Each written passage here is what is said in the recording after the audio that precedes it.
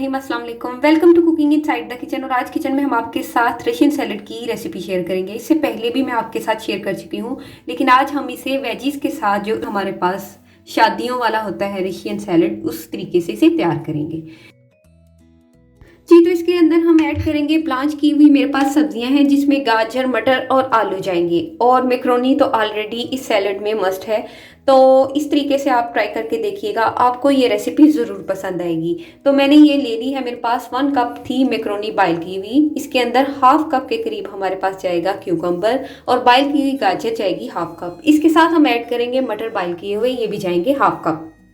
Cabbage जाएगी 2 table spoon, और इसके साथ हम इसके अंदर ऐड करेंगे बॉयल किए हुए पोटैटो, ये भी जाएंगे हाफ कप ही ग्रेप्स जाएंगे।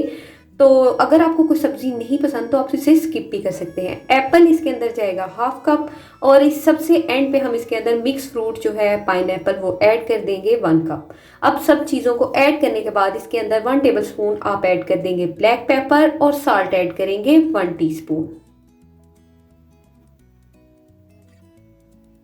अब व्हिप की हुई क्रीम लूंगी। इसके अंदर मैंने ऑलरेडी शुगर ऐड की है 4 टेबल स्पून। आप शुगर को और भी कम या ज़्यादा कर सकते हैं, लेकिन ये सैलेड थोड़ा सा नमकीन, ज़्यादा मीठा ज़्यादा अच्छा लगता है। अब सब चीज़ों को ऐड करने के बाद अच्छी तरीके से मिक्स करेंगे और असेंबलिंग करेंगे। इसके अंदर तकरीबन 1.5 कप जो है वो क्रीम जाएगी।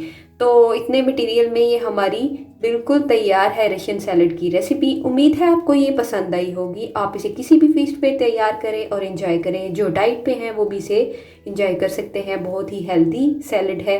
उम्मीद है इस सैलेड की रेसिपी आपको ज़रूर पसंद आई होगी। आप इसे ज़रूर ट्राई कीजिएगा, और ट्राई करके मुझे फीडबैक में बताएं कि रेसिपी आपको कैसी लगी। फिर मिलेंगे अच्छी सी रेसिपी लेके, तब तक के लिए अपनी दुआओं में याद रखिएगा। अल्लाह हाफिज़।